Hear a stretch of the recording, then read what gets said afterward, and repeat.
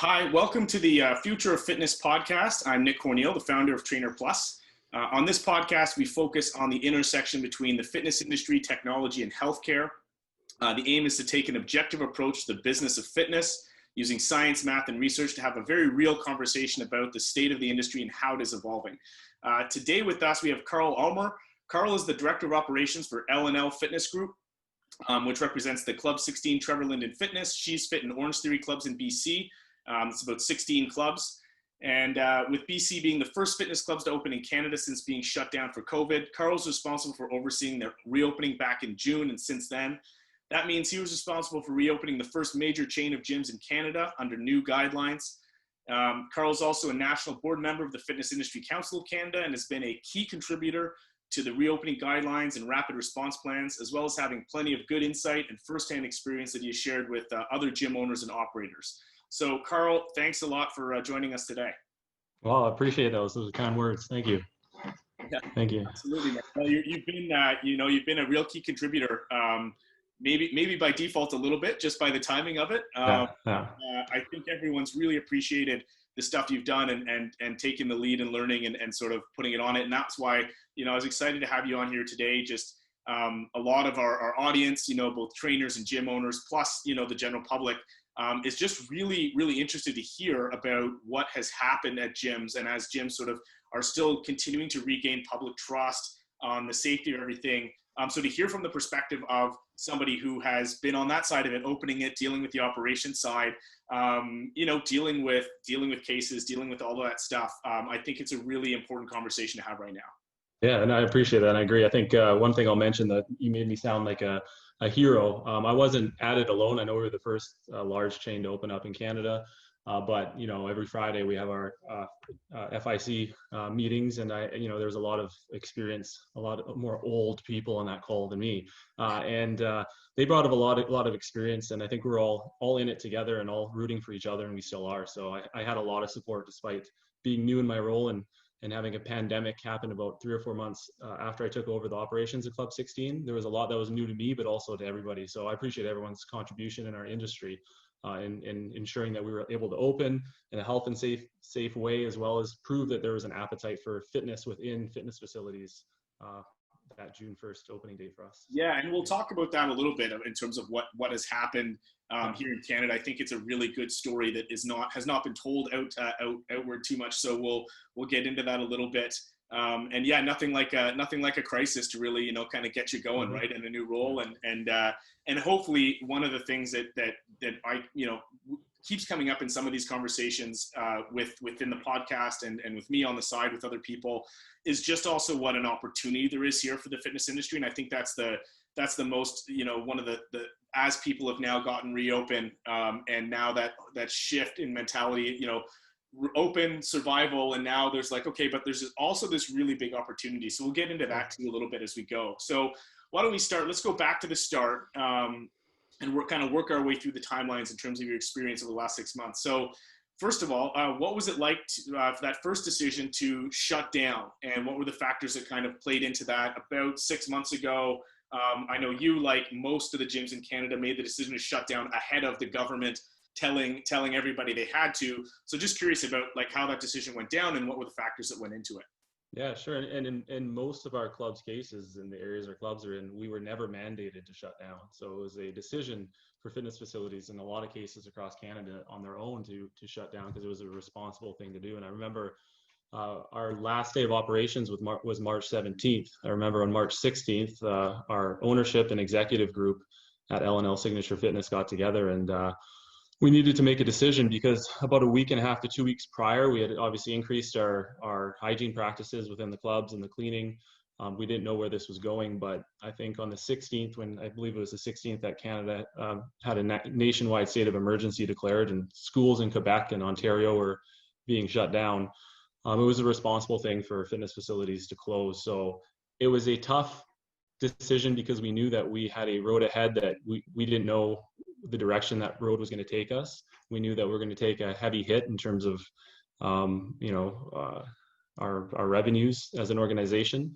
But our core values at Club 16, one of the words that stands out is transparency, and remaining open, I think, for fitness facilities would have been wasn't a very transparent decision to make. So it was easy in terms for our organization because we make decisions based on those core values and missions. So we looked at the information we had and said, okay, basing the decision on our core values, we have to shut down. So March 17th was our last day of operations, and most fitness facilities followed suit as well, whether it was the day before us or a couple of days after us shutting down.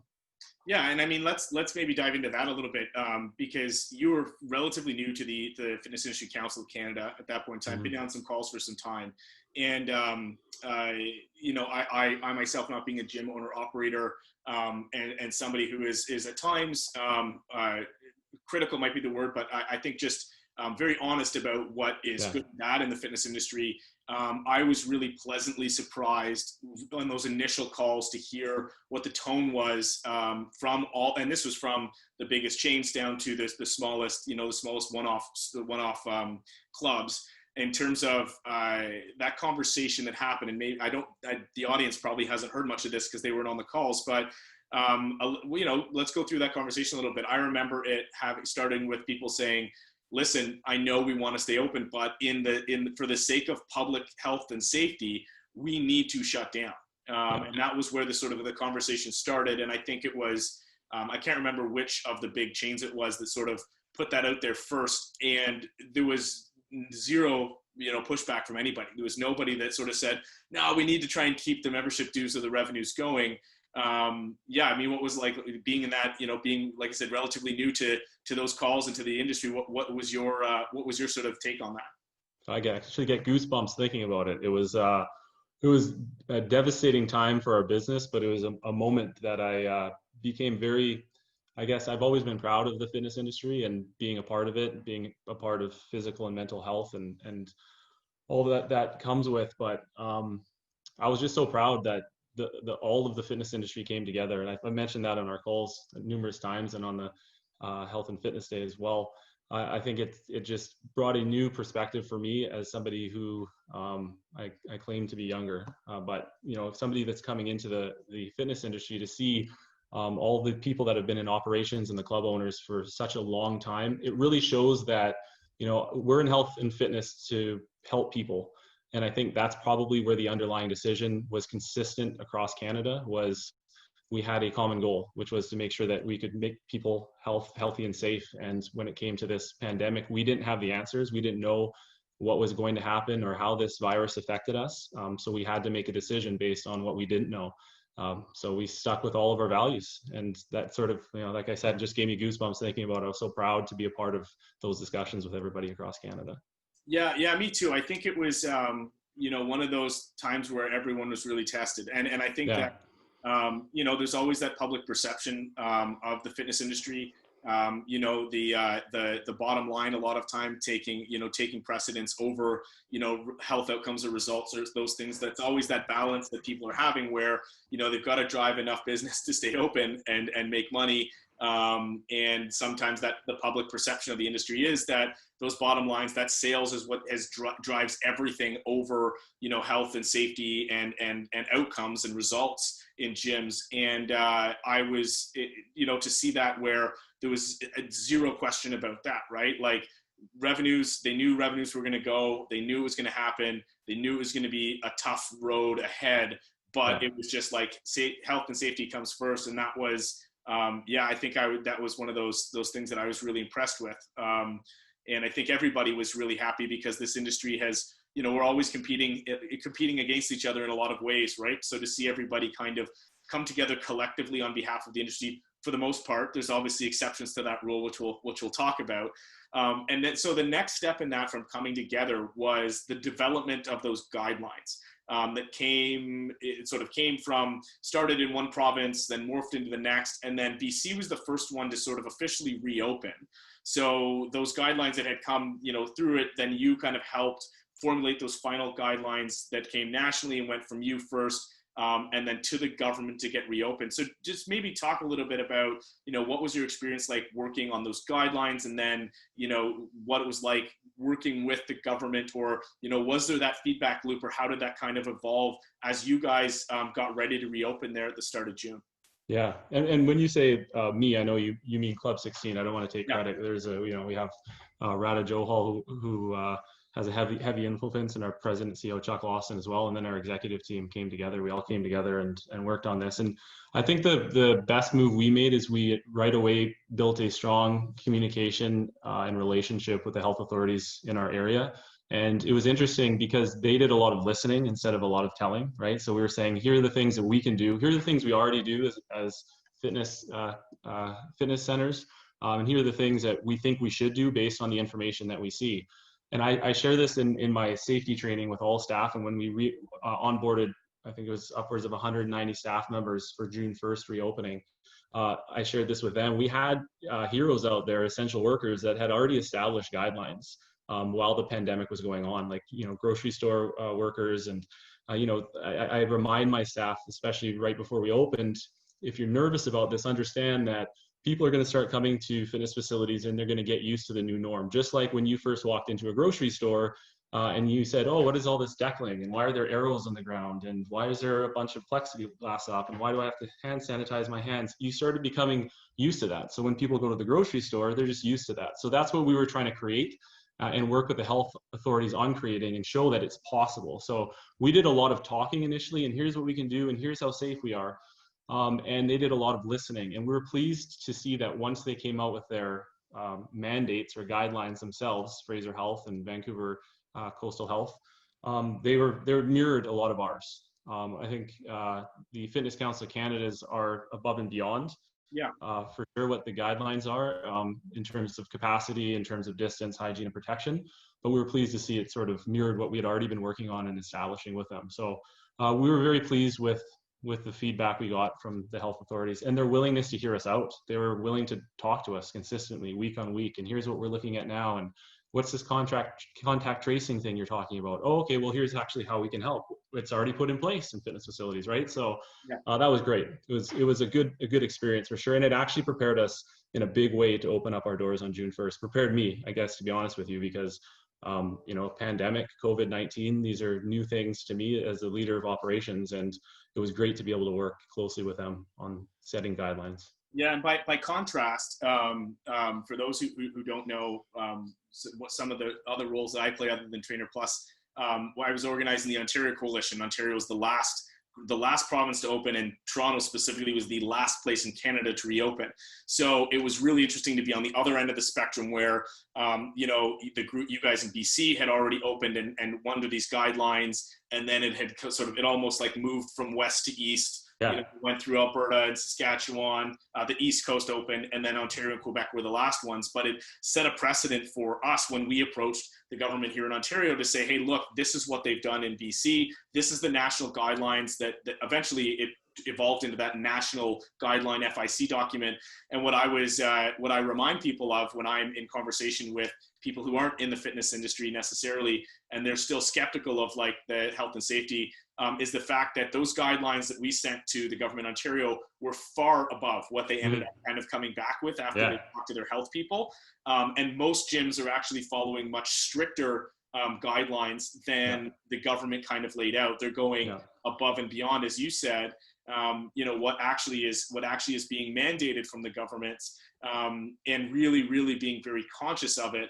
And really, putting that, minimizing the risk is the key term there. You're never going to eliminate it, but minimizing it with everything that we're doing. And I think that that's the key that people need to understand. I mean, I put out something comparing grocery stores and gyms, not saying that gyms are safer than grocery stores. There's inherent risks in both, but there's just so many ways that with the gym's guidelines, there was more things in place than you would have in a grocery store or a lot of other places. Like every time a piece of equipment's touched, it's disinfected. That doesn't happen when somebody picks it up off the shelf and puts it back in a grocery store. Or, yes, there's decals on the floor and arrows, but not everyone's following those. I mean, every time I'm in the grocery store, somebody walks by me within 6 feet. Granted, they've got a mask on, so that's a little bit different. And in the gym, it's people are like very, very, very conscious of it. You see people walking towards you and go like, whoa, I'm within that 6 feet.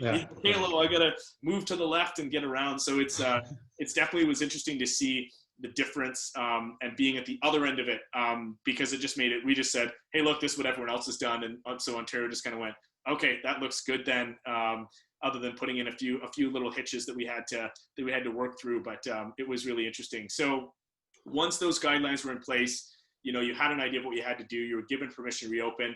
What were the first steps with your clubs? I mean, you mentioned staff first. So like, what was that experience like, you know, getting the staff ready to reopen, and what were those first, I mean, I guess there's the sort of the operational side to what you did in the clubs, and then how you got, you know, from an HR perspective, how you got sort of ready to go.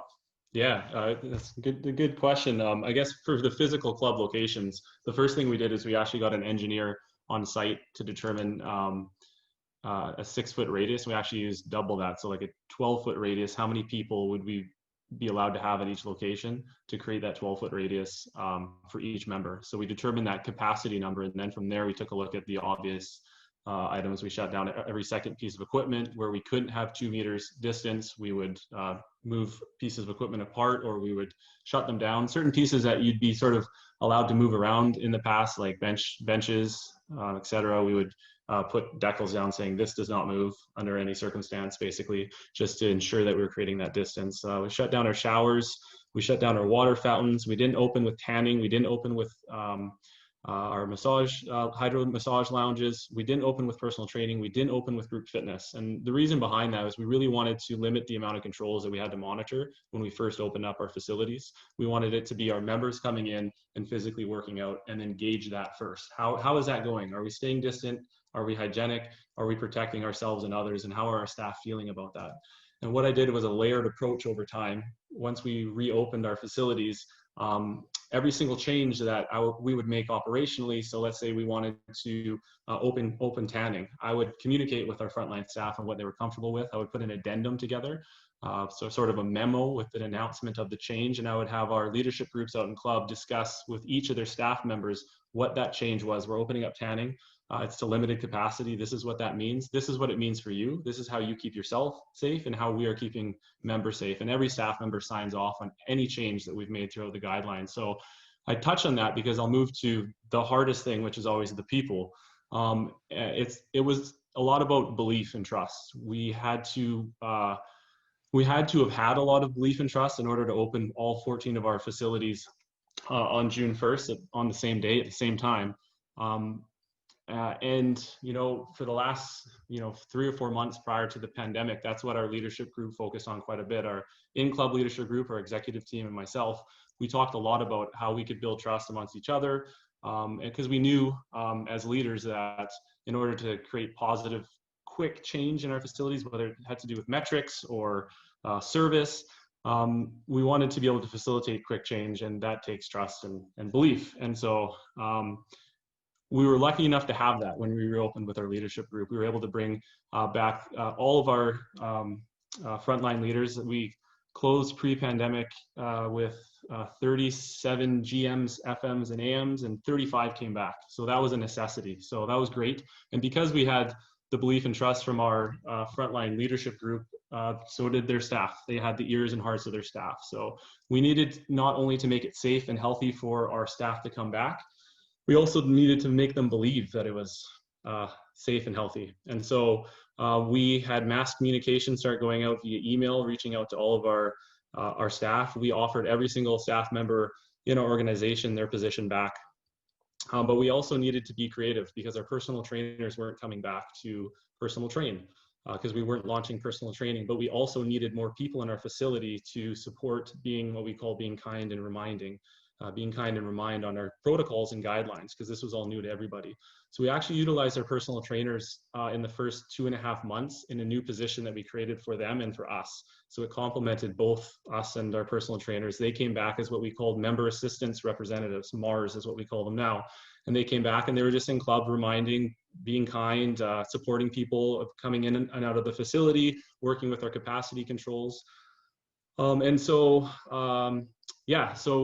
we also we talked about this today as well earlier in terms of the amount of communication that happened once we opened up our doors.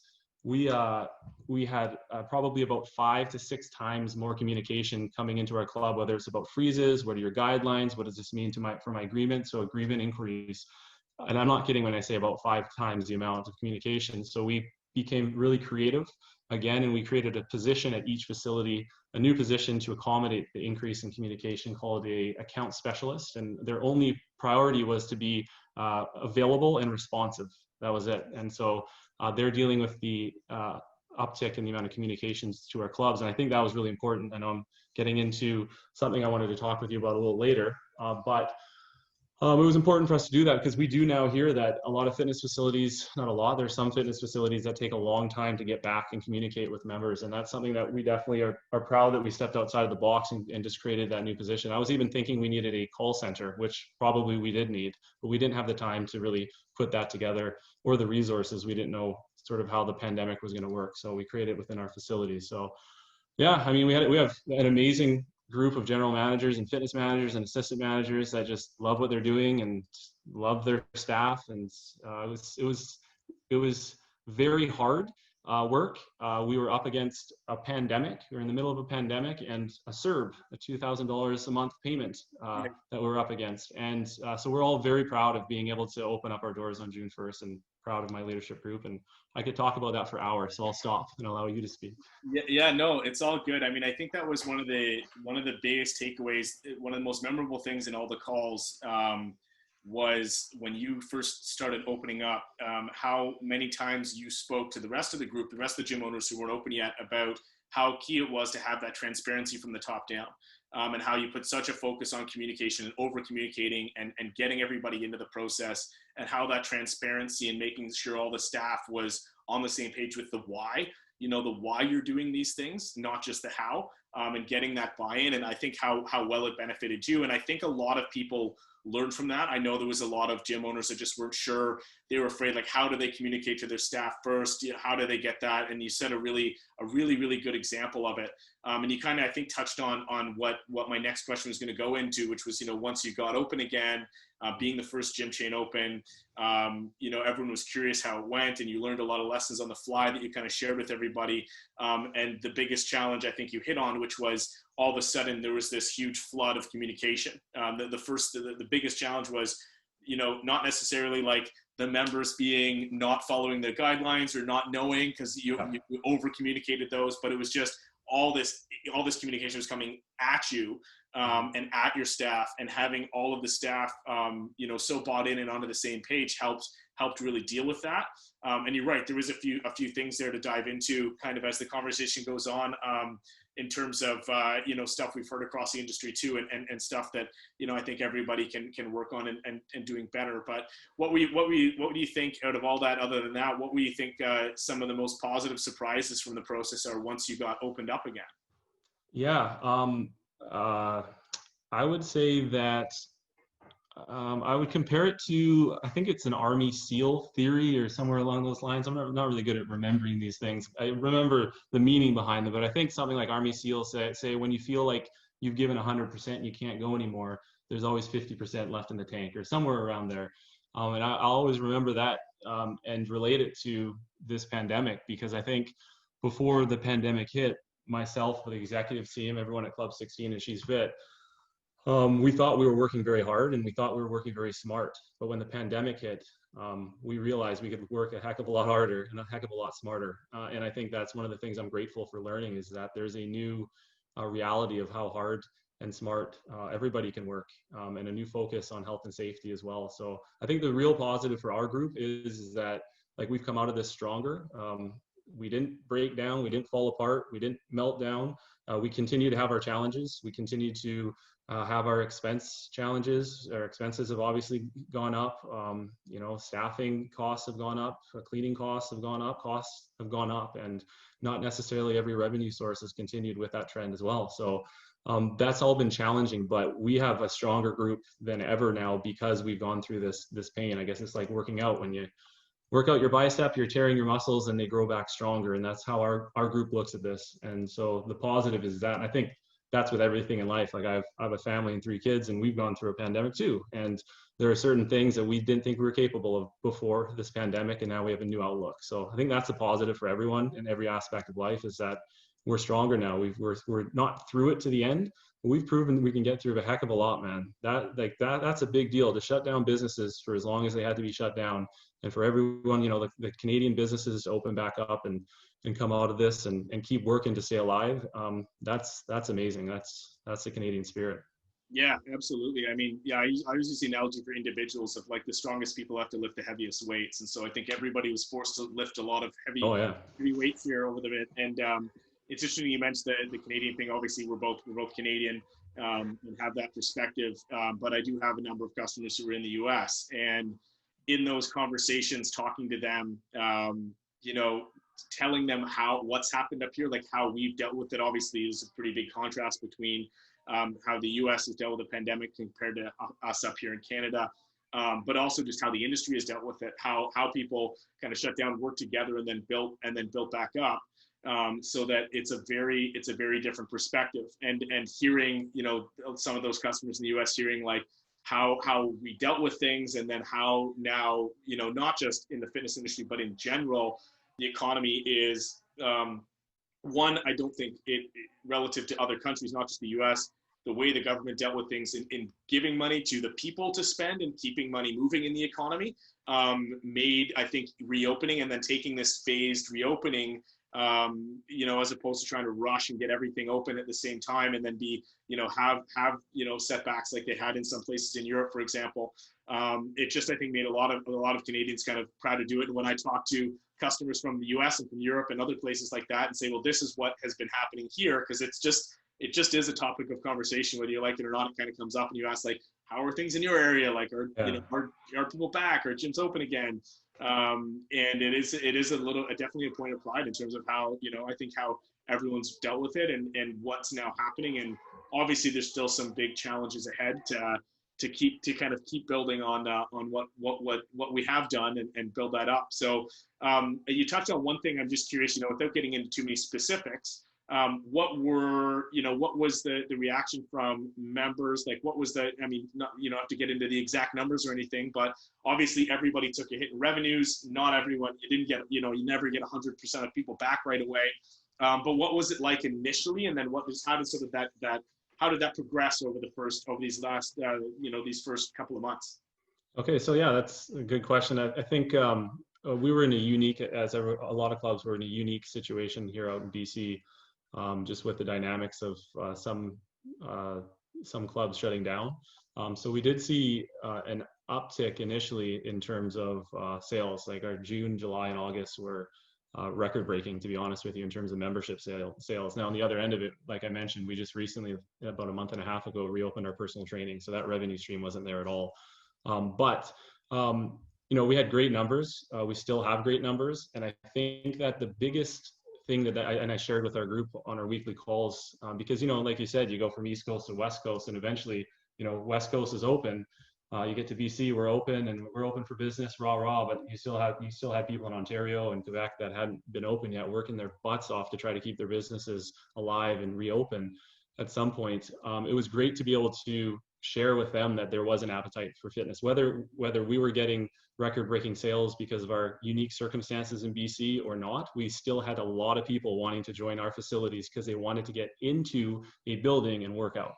And that was a huge positive for us. It gave us a sense of relief and a sense of purpose for what we're going to do next, to ensure that we had a health and safety safe club, but continue to grow as an organization. And so I think, again, unique circumstances out here in BC, but the appetite was there and continues to be there. September is going to be interesting with all that comes with September, schools reopening and like that. Maybe we'll touch on that a little bit later here, but it'll be probably the biggest test, I think, is September and October, is to see what that real appetite is now that everyone's sort of settled into what clubs they're going to be working out at. And then are we going to get that rush of September, October that we typically do? I think that'll be interesting to see.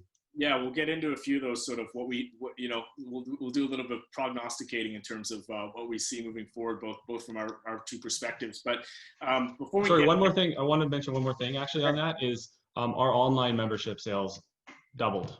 So people were more interested in joining online for their membership agreements than coming into our facilities and joining with a human being. So that was a huge change that we saw occur at all of our facilities. You mean actually just signing up for their membership online as opposed to doing the walk-in, the tour, the doing the paperwork right in the club? Yeah. Yeah, okay, that's interesting. Yeah, I think everybody got more adapted to all kinds of online stuff, which obviously for me, we saw a lot of that with people moving to Trainer Plus, innovating their business models.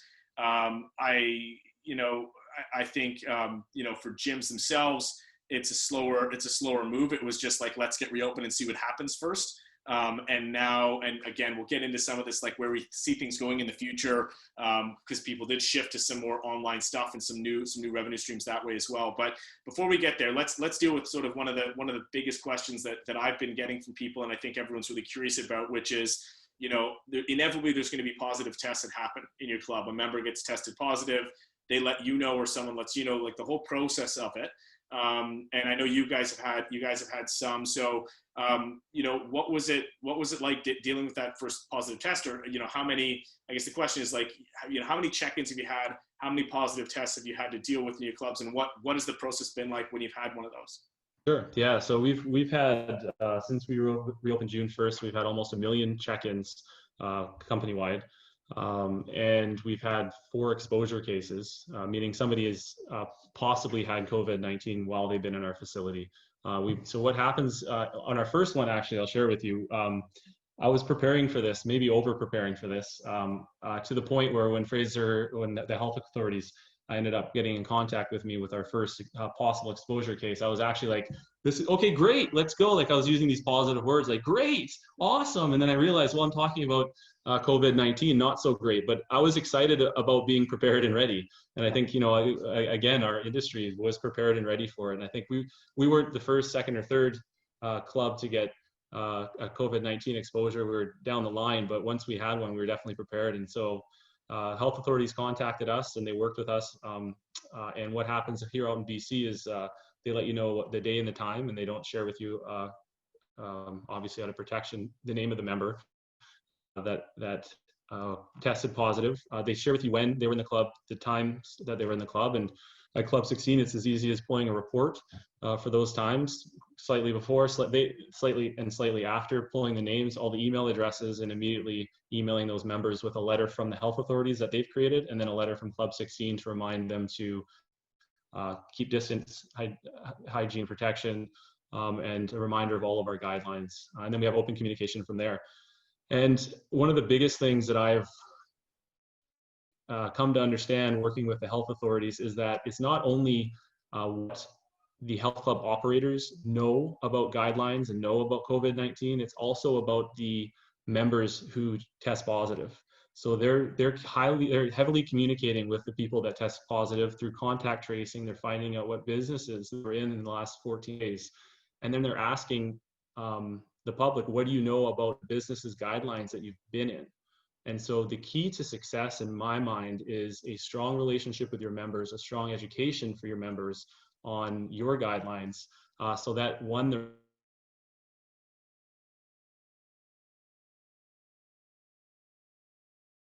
following them, and two, when the health authorities contact them, and if it's I think like I'm supposed to book in on an app rather than, it's, I come in, I wash my hands, I stay 2 meters apart, I wear my mask in this section, they have indicated on it, then there is less of there's a risk assessment they do, and there's less of a risk of transmission. So they're very happy to hear that. So sorry, we got cut off there a little bit, but you're talking about dealing with public health. How when the member was contacted, they also knew what was going on. Public health kind of went back and knew what was built in, and was very impressed with everything that had been put in place and the reminders that were there. And I think that's one thing that people don't necessarily realize, and they're starting to a little bit more, which is just that fitness, probably uniquely compared to any other industry, has contact tracing built right into it. and how effective, when there is a positive test, the clubs, for the most part, are able to pull that report right away, like you said, and say, hey, here's everybody that needs to be contacted. And it's within 24 hours of that positive test, everybody that may have had a potential exposure is able to go, public health is right there. They're able to contact people. We're able to get that out. That's not the case in a grocery store or in any other business for that part, right? You saw airplanes, they just say, if you're in this airplane and in these rows, you should think about getting tested. And it's just this public, this newspaper article gets published. It's the same, and they don't really know about other stores, to be able to do it. Whereas the fitnessers, you can just instantly put that list up, which just adds that extra layer of protection.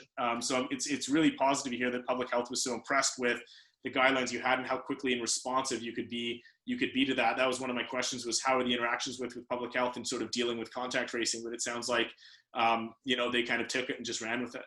Yeah.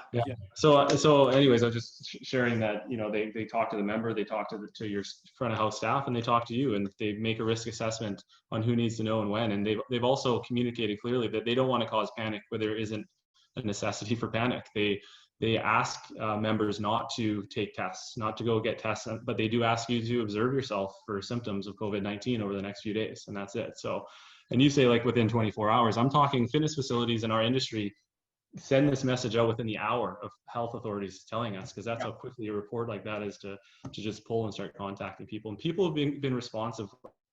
I'll share with staff. Our first experience with this at one of our locations, share with them why they are safe, because they're distant, they're hygienic, they're protecting themselves and protecting others. And to observe for symptoms themselves as well. But we work with our staff with scripting and the questions that they could be asked from members, and we really want them educated, because it's important that belief and trust that I was talking to you about also flows out into the community and our members and guests that are within our facility, and that comes from our frontline staff. So it's important to spend a lot of time working with your frontline staff on answering some of the questions you can anticipate from staff when they come. But yeah, we're very confident in our process and the process that we've talked about in our council as well, ongoing. So follow that process, you'll be fine. I think that the statement that's been made lately is those guidelines were put in place with the assumption that everyone does have COVID in a gym, so that like it would be safe even if somebody is totally positive, and that's the mentality. And I think the proof is in the pudding. I mean, we'll see more. There's a survey out now to the entire industry in Canada to see, how many positive tests have had and then how many secondary. So you mentioned you've had 4 incidents you've dealt with. Has there been any secondary incident that have come from any of those 4? Yeah, so we call them transmissions. We haven't had a single transmission in our organization. There hasn't been a transmission in British Columbia. So that's fantastic. That's what we're working towards. That's what our role and responsibility is, to prevent transmissions within our facilities. And again, we have distance, hygiene, and protection in place to ensure that happens. And when one of those things is breached, one thing we remind our staff and our members about is, if distance breached and it happens, like you mentioned earlier, like, oh, we're super close or whatever, we also have hygiene in place and protection to pick up the slack of that one of the 3 guidelines that maybe falls off from time to time.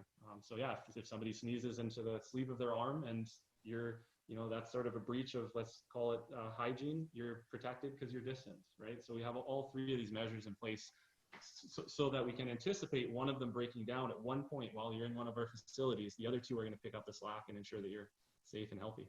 Yeah, and I think that's, again, the proof is in the pudding. I've heard across the board from millions of check-ins, there hasn't been a transmission in a gym as of yet.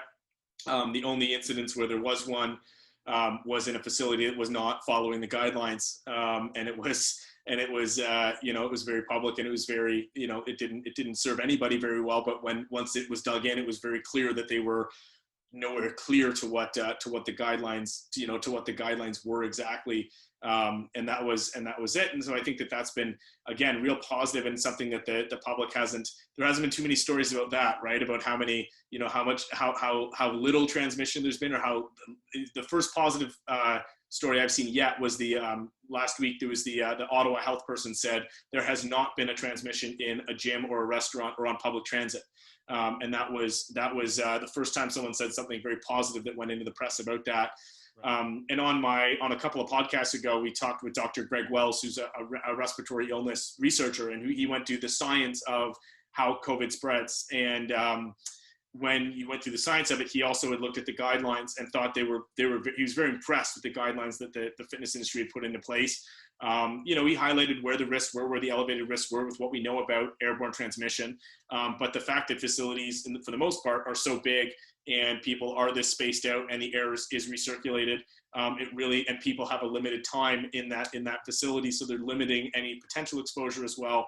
It just led to the fact that there was risk is really, really being mitigated, for the most part, especially in gyms and in bigger facilities. That way, there's slightly different risks around aerobic activity and around smaller spaces that are doing a lot of aerobic activity that the doctors have had concerns about. And obviously, there's been other rules put in place about that. But I think for the most part, like I said, the proof is in the pudding, and we'll know more when we get these stats out from this survey that's gone out to the industry, where we can say, hey, this is what's happening in Canada, and we can actually put some numbers behind it. Did you notice any difference? I mean, obviously, when you had a positive test, I don't know if it went into the press and it said somebody tested positive in Club 16 or anything like that. Any notice from, but when, I guess the other question is as you're seeing incidents also go up, and maybe there's something that gets out about that this person was in a gym or something, any reaction from the staff or members to that? So there's the one thing I'll say on the press is, again, there's notification to the press the majority of time when there's not guidelines in place or people aren't following the guidelines. That's what I'm talking about in terms of building a strong relationship with your health authorities and proving to them through communication with members, education with members and staff. That's where the health authorities feel the need to tell the press, okay, if you were at this nightclub from this time to this time, hey, we have no contact tracing, we have no real guidelines in place here. We need to tell the public because the public is at risk. Whereas in fitness facilities, again, we have that contact tracing, and right away, we're a legit time saver for the health authorities in that process of trying to contact businesses that this individual who has COVID has been into and possibly exposed. Can you ask the second part of your question in terms of staff and members? Just once they'd heard about it, did you see any change in behavior? Did members slow down what they came? Did staff have apprehension about coming into work? Anything like that? Like any repercussion from anything like that? Yeah. So the first exposure case that we dealt with, that happened. Staff needed to be further educated and further supported, which we did. We sent out myself and then a member of our regional group to the club the day of and then the day after. And just coached them and walked them through some of the concerns, and again shared that distance, hygiene, protections in place that not only protects the members but yourselves. And so that did need to take place. But I'll tell you that it's happening in all businesses, all industries, and it's legitimately becoming part of the norm. It is the norm to be notified that somebody within any business, a restaurant, a grocery store, has tested positive because of the amount of cases that we're getting now. When we first reopened, it was at about 10 per day of positive cases in BC, and now we're at about 100, 120 per day. So it's inevitable.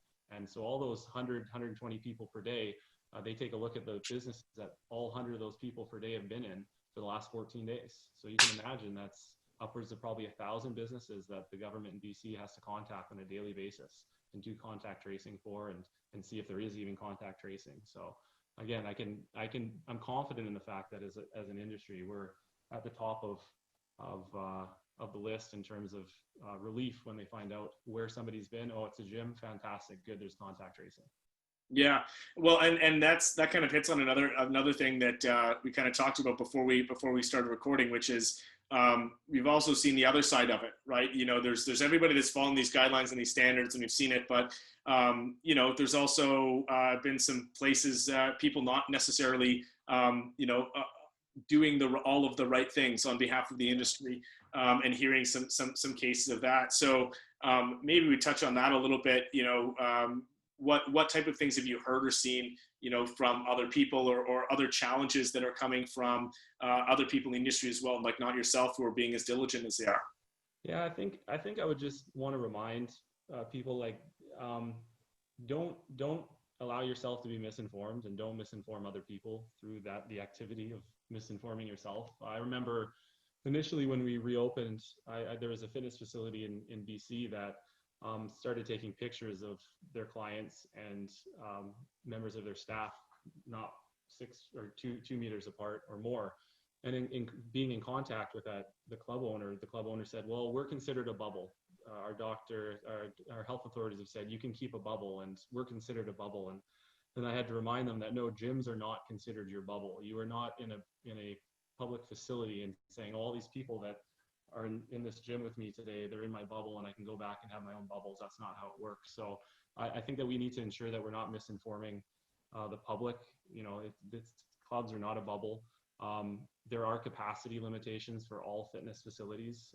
Whether you're reopening now or you have been open, you need to make sure that you're creating a 2 meter or more distance for every single staff member and member that's within your facility. You need to notify the public through signage and within your guidelines what that capacity is. Your team should be aware of it and educated on it. You know, making sure that you have people, an education system in place, whether it's like ours is on through our software, but whether it's just a form that you have them read and sign. We need to be educating people coming in and out of our facilities and reminding, because that's going to be the next thing is yeah, when September comes and school starts and, you know, we're dealing with now 2 viruses, you know, the flu and COVID. We want to make sure that people are safe, and we can't take steps backwards. We have to continue to be resilient to the temptation of, okay, things are good now. Like I haven't had a case in one of my clubs yet, or there's been no transmissions. That time is coming. We need to ensure that we're following the guidelines strictly. Clean your facilities. Don't just throw out a bunch of spray bottles and paper towels and say, have at it, or you guys are good. You have to educate your members like you educate your staff to sell. And that's the quality of education. That's what's going to keep the fitness industry going. So that's my challenge to everyone in the fitness industry, is just be resilient. Don't be tempted to take steps backwards or shortcuts. Yeah. Okay. So you kind of hit on something there, which was, it kind of answered my next question, which is, you know, with people going back to school, kids going back to school in the fall, the inevitable second wave and other incidents coming in, just what, you know, you think gyms have to do to avoid any further shutdowns. I've a few people that are very, you know, non-gym people who've asked me or in conversations about this, like, hey, this is going to happen. What do you think is going to happen? And we've heard from the governments that they want to avoid any further shutdowns, and they would do the same thing they've done where they rolled it out in phases. They'd step back in phases as opposed to just going to that complete one now that we know what we know. But what do you know, you said just stay diligent is the biggest thing for gyms to avoid that? There's a reason to stay diligent. You sort of touched on it. You have a buddy that asks you all these questions about what's going to happen in gyms. And I touched on it at the beginning of our conversation. It's belief and trust. We need the public to not just hear what we're doing and, oh, clubs are the safest place to be. And we're a very safe business. One of the safest businesses to participate in are fitness clubs. But it doesn't matter that we are. Our communities and our politicians need to know that and believe it. And so talk is talk.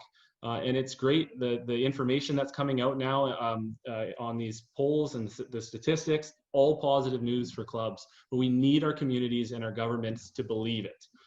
It is true, but they'll believe it if we're resilient and we don't take steps backwards. And they may see any flexibility in our guidelines within our facilities initially as a positive because things become more convenient for them. But in the long term, if our members in our communities and us as business operators want our facilities to remain open, it's not a benefit to relax. It's not a benefit to just allow certain guidelines to fall off, because in the long run, that's the biggest threat, is that our communities don't believe we're doing the right thing. Our communities are believing that we're making business decisions rather than health and safety decisions. So be resilient on the guidelines. That would definitely, that's my advice going into September and October. Yeah, I think you see it. I mean, I see it when I go out in different places. The difference in going to the grocery store now compared to 3 months ago, or you know, the beer store or whatever it is. There's definitely, you know, they're not as quick on the clicker out front, making sure that, you know, the people are in there. You know, you see masks on the staff hanging down, whatever it is. I think people have gotten a little bit relaxed in different places now that now that everyone's kind of adjusted to it.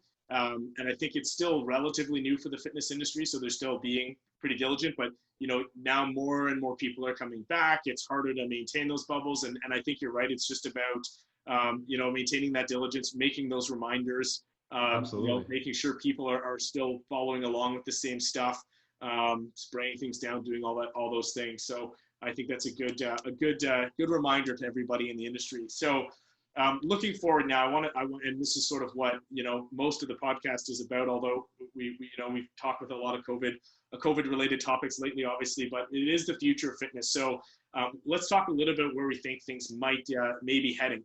From your experience in what you've seen. So first of all, like, how do you think that the business model for gyms is going to change here in the coming sort of months and years now that we're settling into this new normal? I think we've been forced into more flexibility is how I would define it. Whether that's with our membership agreements, Club 16 didn't have the option to freeze memberships prior to the pandemic. We're a value price facility, high service, high quality.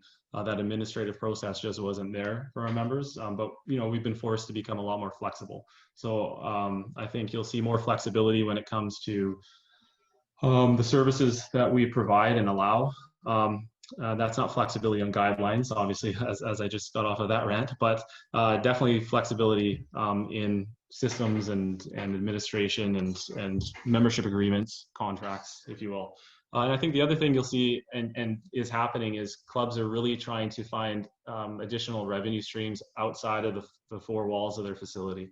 That's definitely something I know that Club 16 is passionate about. We're working on ourselves, but multiple revenue streams for outside our facility to help mitigate any damage that comes with another possible closure, whether it's there's a flood at your facility or there's a pandemic or a war, who knows, just preparing for that and being a lot more prepared for that. And I think also virtual is becoming a lot more viable of an option. People were resistant prior to the pandemic, but I think virtual fitness and virtual training and those additional revenue streams, and those are things that you can maintain during pandemics and club closures, whatever those closures are for. So those are the three areas I look at. Flexibility. I do see that there's already been a transition to the value priced product as well as the smaller boutique product as well, and those businesses seem to be doing well, as well as there's personal training. And I think I've seen even in British Columbia here, we have some multi-chain personal training studios that have done a fantastic job of that virtual training side of things and using apps to track and communicate. And I think that's all a lot more necessary now. And we see it as a positive, whereas before maybe it was like, oh, okay, we'll do it, but you're the one who knows what they're talking about, I guess. And now it's like, okay, like, how do we do this? How do we gain the information? Who do we talk to? Like, let's get going on this. Yeah. I can tell you what that curve's been like. Yeah. Run Trainer Plus. I sort of jokingly said, I think in one of the podcasts, like, oh man, if I only knew all it was going to take was a pandemic for people to finally make the shift to, have some online options, I would have done this years ago for our business with Trainer Plus. But yeah, no, it's people. It's funny because nobody ever said, no, I don't need to go online. No, I don't need a tool like Trainer Plus to start doing, programming or online training or supplementing our business with something like that. There was never anybody who said no. It was always just, I know I need to do it, but we've got X, Y, and Z in front of us, and that's it. And I'll be really, really honest, even during the pandemic, as I said earlier in this pod, people, especially gyms, didn't just move right away, even though it was like, hey, look, there's revenue streams over here you can do. There was other concerns that people had. And I think it was a reality that I had to accept and figure out, okay, how do we work best with this, and how do we work through this with gyms, and realize what the challenges there are. But you sort of hit on three things. So I want to dive in a little bit more to each one of those. The first one was memberships and flexibility. I totally agree. There's been more flexibility. We hear people doing shorter term memberships. We hear people doing that. For my part, I really believe that the business model that was just predicated on what I call an access-based fitness model or business model, we're going to sell access to a facility. People are going to purchase that access, and they're going to come. A big chunk of them aren't going to come regularly. Yeah. We know that this is the nature of fitness. There are those that are going to come regularly, and they're going to renew, and they're going to keep going. And this is where our month-over-month revenue kind of comes from.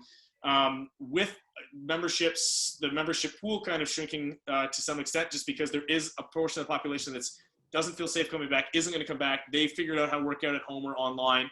Other than the flexibility in terms of membership, do you see membership prices going? I've heard people talking about putting their membership prices up. I've even heard of some people trying to put them down and attract more business. Where do you think that that's going to end up settling? Yeah, it's difficult. We hear that on our calls as well. Is anybody else going to increase their prices as well, sort of thing, or is anyone else decreasing their prices, or are you allowing people to freeze or cancel and not cancel? I truly think the price point is going to be dependent on the business model. Like there's certain business models that aren't able really to accommodate a price drop, and there's other business models that, you know, whatever their services are, wouldn't be able to accommodate an increase or wherever they're at already. So I think it's really particular to the, I know I'm not trying to avoid answering the question. I just think it's so particular to one, what country are you in, what province are you in, what's your business model, what's your price point today, and what's the climate in the area you're at. So it's difficult. As I say, the counter to that is I'm hearing a lot of people that are on the member side saying, wait a second, I've got less access than I used to have. I'm getting less out of this, but I've got to pay the same amount, and not feeling like, you know, and that's the other pushback, the other pressure that's going the other way on it. Right? You can only have so many people in your facility. So making sure that you can service your members outside of the facility with some sort of a service, if they aren't coming or can't gain access because of capacity issues, is going to be a priority for clubs going forward. How that affects price point, again, I think that, you know, if you look at value price facilities, we're in a position of sort of strength because we're at a value price, and we have a high service once you come into our facility. But if there's any friction or inconvenience created due to our guidelines, you know, you are more accommodating to that, I guess. And if you're in a big box facility, that's a high price point, right? So they may need to become more flexible. At Club 16, we're not looking at increasing our pricing, and we haven't, but that doesn't mean other people will. And I guess to your point, again, restating what I just did, is we need to find ways to service people outside of our facilities. And I think, I mean, the market is touching on that right now. Like we have your program, you know, there's programs out there, and clubs like ours are reaching out to people, trying to find ways to be creative and service people outside of the facilities. Well, and that goes to the secondary point of it, right? Which is, and I mean, something you've heard me talk quite a bit about, whether it be in the group calls or one-on-one, which is, if access is going to be one chunk of the revenue, then service is going to be now a bigger part of it. And, you know, the role that online, whether it be streaming classes and content that way, whether it be reaching out and doing online, and I always differentiate, because people have just kind of took what they did in the club and then moved it online. And to me, that's not as scalable. Yet streaming content is one thing, it's adding value so people don't have to come into the club. Doing one-on-one sessions by something like Zoom, like what we're on now, that runs into the same economic barriers that one-on-one in-person sessions run into anyways. It doesn't scale to, 95% of the population. So to me, it's about creating these in-betweens where you get other value-added services like getting a program, getting oversight from a trainer, the stuff that goes is in between, like a group class and weekly one-on-one sessions. And so that's where, I think there's a massive opportunity there. And so just curious to see, how that blend is going to evolve over time, because you're going to be, if you're adding more service to your existing member base, that's one thing. And then can you service a group of people who might not come into your clubs, but you're servicing them with, whether it be stream content, programming, virtual training, reaching outside of it. So that's one way of looking at the added revenue stream. Absolutely. And I think that also answers some of the value question, like if you're going to have a little bit less access for people, but in addition to their membership for an extra X number of dollars per month, they're getting, access to 40 online classes per week, or they're getting a program that they can do at home the days they can't get into the club, and a trainer is checking with them each week. Like whatever it is, this blended service, I really think that that's where, obviously that's where we're leading towards, just a little bit of a necessity. And the more and more content that I get asked to do each week around, like, how do I do this? Like, how do I do a group challenge? How do I have people in a group class 2 days a week, but and sell other services and, not overwhelm people because there's so much going on. But it leads to kind of the third point, which, is obviously something I'm passionate about, which is opening up the other market, right? You've got about 15% of the population that is regularly active. 17% of the population owns a gym membership.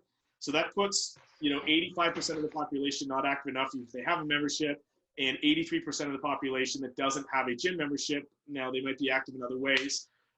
So to me, the big opportunity there is looking at the healthcare and insurance markets. That's where more of the sedentary, the people that aren't as engaged, how do we reach towards those markets? That's a lot of the work that we're doing, and I'm doing behind the scenes, and some stuff that's coming out this fall for Trainer Plus, and some content that'll kind of come out with it, with some new partnerships and some new podcasts as well. So just speaking to those markets a little bit, because I just want to talk about just what we're doing there. Obviously, that's something that you look towards for Club 16 in terms of, okay, these are two markets here. When I say insurance in Canada, obviously we're talking about corporate wellness more than we're talking about health insurance, and then healthcare is healthcare. So coming from getting doctors to push people into the clubs.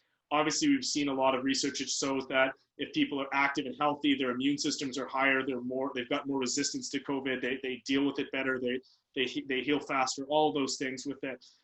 So, I guess how do you see that evolving? Is there things that you guys are doing at Club 16? Is there stuff in the works, or what do you think the challenges are? The real honest challenges are for you to go and engage with that corporate wellness in those healthcare markets and look at those new opportunities for you at Club 16? Yeah, first of all, I appreciate you working diligently with the healthcare side of things. So I do think that's an area that our industry, what a partnership that should be, and the opportunity there for a partnership that isn't there yet, not even close to where we could be to mutually benefit each other. So I appreciate you working on that side of things. And I'd love to hear a little bit more about that. But in terms of corporate outreach and corporate wellness, we are working diligently on that. We have some creative ideas that are going to be coming up here in the next couple of weeks. In fact, the biggest challenge is getting in front of people. We're in a position now where people aren't comfortable grabbing a flyer from somebody, let alone having a meeting in person, or having somebody knock on their business door and say, hey, can I come in and talk to somebody? So all of those challenges are there for us. So we have to become real creative on how we communicate and reach out to people, because that's going to change as well. And I think that's something that we're looking at Club 16 is how can we build strong connections with people that we don't have relationships with today.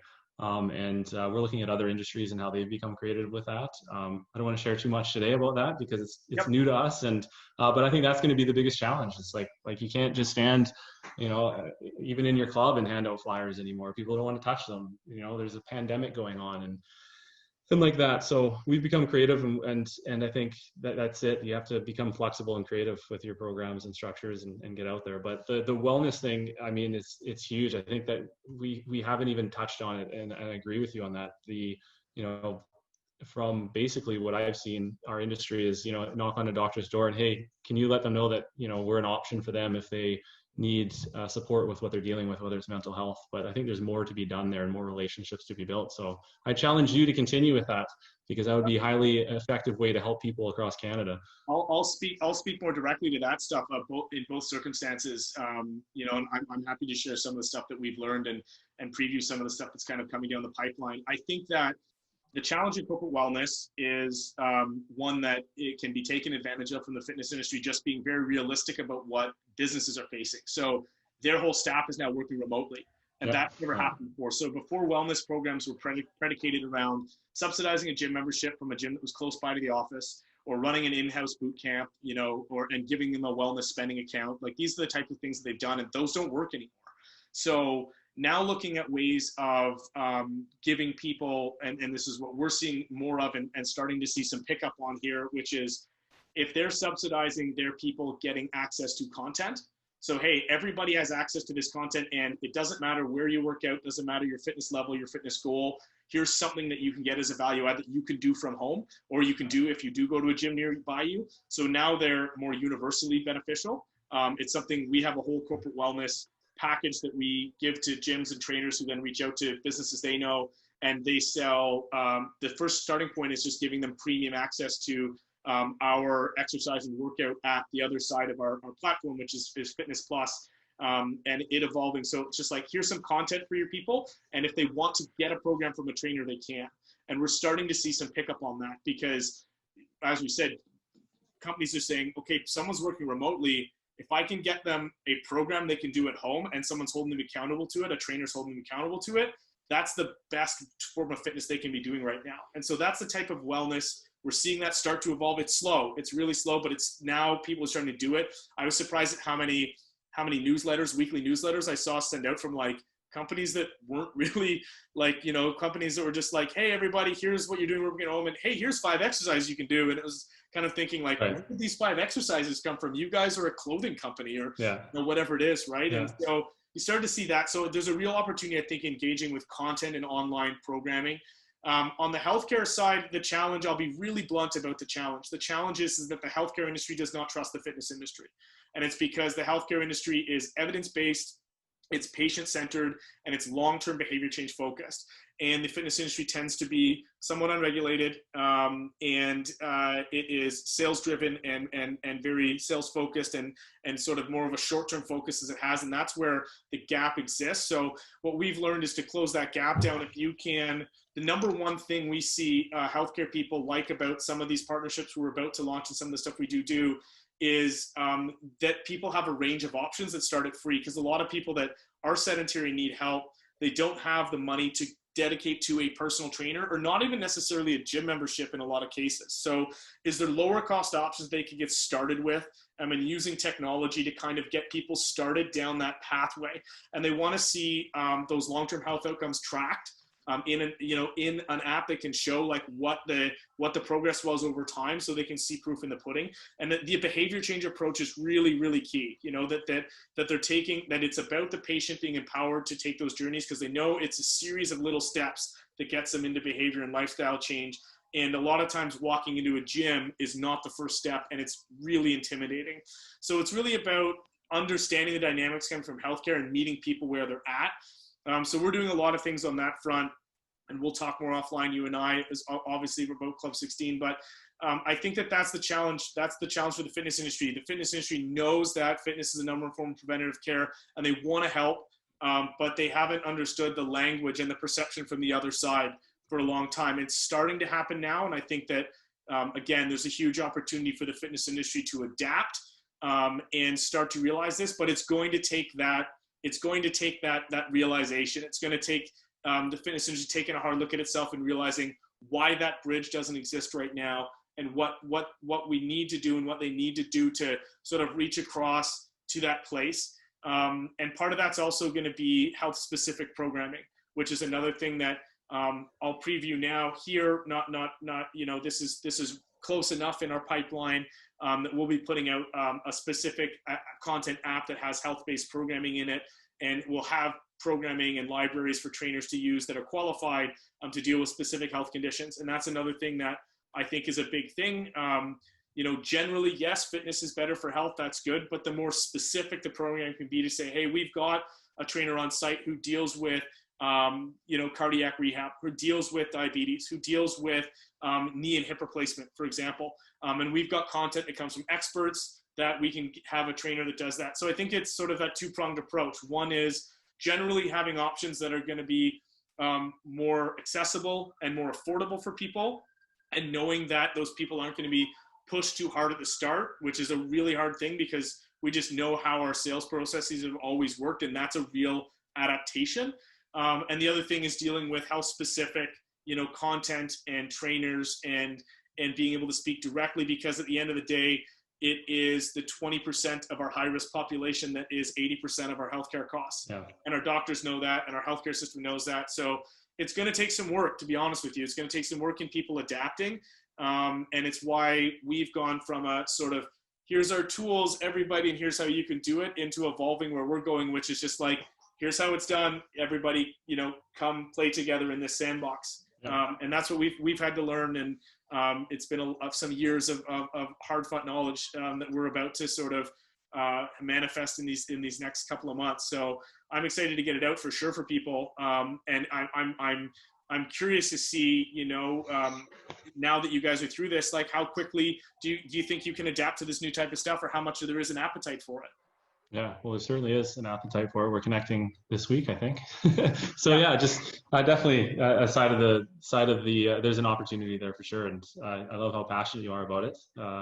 And I think, like I said, it's just an area that has not been explored enough, and clearly, like as you mentioned, I know that there's a relationship breakdown between the our medical services and clubs, and you make a good point. It's probably the sales process. We talk about things like sales process, and they're not about that. So bridging that gap is going to be a challenge, and good for you to take it on. I love it. Yeah, absolutely. Well, in that note, one of the last questions I ask people here is we're starting to put together an initiative. It's going to take a while. It's going to take some work around seeing 1% of our healthcare budget spent on fitness as prevention. So, trying to get obviously the fitness industry is not going to be hard to win over on this one, but trying to actually have that conversation with politicians on the healthcare side to see how dollars could flow to make sure that every Canadian has access to a proper fitness assessment and fitness plan as part of their overall healthcare. So I'm guessing that if we once we get this initiative together here in September, we would have your support on throwing behind seeing 1% of our healthcare budget spent on this. I think that it's necessary. I mean, I know it's necessary. I think the biggest thing, as I've have a family, like I mentioned earlier, and the mental health situation in Canada, I think can be supported a lot more. And I think this is an initiative, one that you're talking about now, that would be able to support that. I think health and fitness centers have the ability to create a comfortable place for people to come with all different challenges. And to make that more accessible for the Canadian public is going to be a huge benefit to everybody, whether you're talking about physical fitness, mental fitness, money, business, jobs, everything. It is a mutual beneficial task, and I think that it's worth all of us jumping on board with. So we would definitely support that. Absolutely. Yeah. There's a lot of points in there to hit, and I think it's there. We just gotta have a very real conversation about how we do that. The fitness industry is raring to do it, and I think ready to adapt to it. The healthcare industry is more aware than ever. It's just that everyone just needs to see a pathway to it. And I think that's starting to manifest. So my last question, just before we wrap things up here, is I think a lot of our audience, I think the public, it's good to hear these conversations happening behind the scenes, but a lot of our audience obviously is trainers and gym owners and operators. So anything else you want to just say to people here, both in Canada, across the world, from your perspective in terms of what we need to continue to do as an industry, anything you want to sort of some closing thoughts to people as we go. I love to talk. So yeah, sure.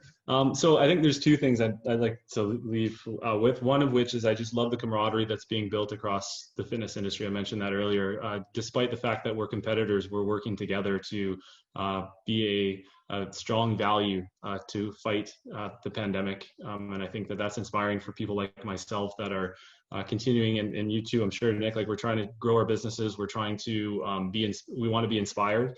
And the people that have been in this business for a lot longer than we have are making good, strong decisions, and they need to continue doing that. And I think what I've learned from them is that the investments that we're making now to keep people safe and healthy are long-term investments.